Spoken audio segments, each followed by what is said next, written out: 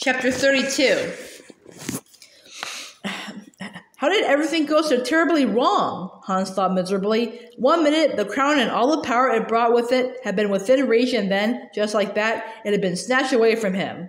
Sitting inside the same room where he had imprisoned Elsa not even a day ago, Hans stared out at Arendelle. The wall, which had been ripped away by Elsa, was still missing, but it didn't matter. There was no snow to blow in, no cold to keep out. Instead, bright beams of sunlight swept across the stone floor, and a gentle breeze carried in the soft scent of salt water. In the distance, he could make out the top of the North Mountain, and, closer to the kingdom, he saw the green of the trees and the bright colors of the blooming flowers. From the courtyard below, the sound of children's laughter filtered up, and Hans could make out the distinct slap of sailcloth as boats in the harbor prepared to depart. It was idyllic, and it made Hans sick.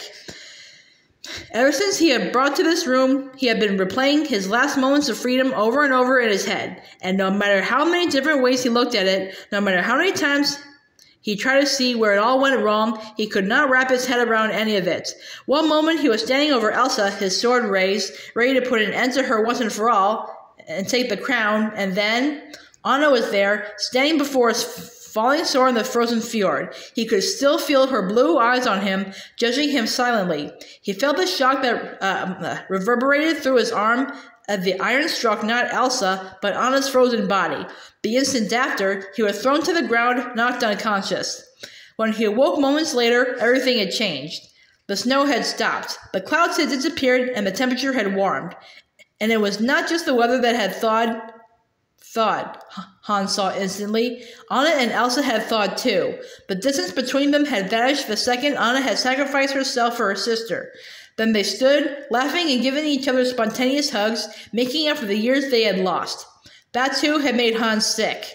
If only I had acted just a moment sooner, Hans had thought, then they would never have known forgiveness, never felt the love of a sibling again, just like me, just like my entire life.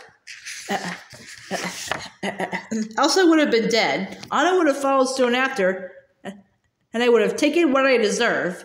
Instead of the crown, all he had gotten was a punch in the face. Hearing the jingling of keys outside the door, Hans looked up. "Prince Hans," a voice said from the other side of the door, startling him. "It's time to go."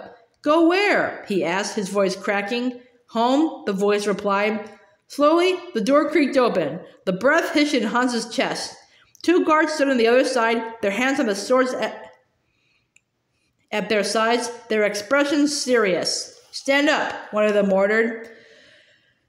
Hans did as he was told. His hands shook ever so slightly as he held them out so that the other guard could tighten the manacles around his wrists.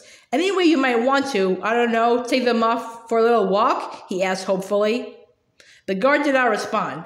"It's just that, well, I am sure the queen and princess would rather I'm not paraded around town in shackles. It isn't good for political relationships and all that." "Princess Anna said you might say something like that," the other guard said. "She told us to ignore you. She said not to believe a word that comes out of your mouth. We are to bring you straight to the harbor." "Why am I surprised?" Hans thought as the 2 men began to escort him from the room. "Did I honestly think that Anna would overlook the fact that I tried to kill her and her sister? Or the fact that I tricked her into thinking I loved her?" He shrugged. A part of him had, sort of. He had been so sure of himself and his plan. He had never factored in failure. Yet he had failed, completely. And if what the guard said was true, and he was going home, he was never going to live that failure down.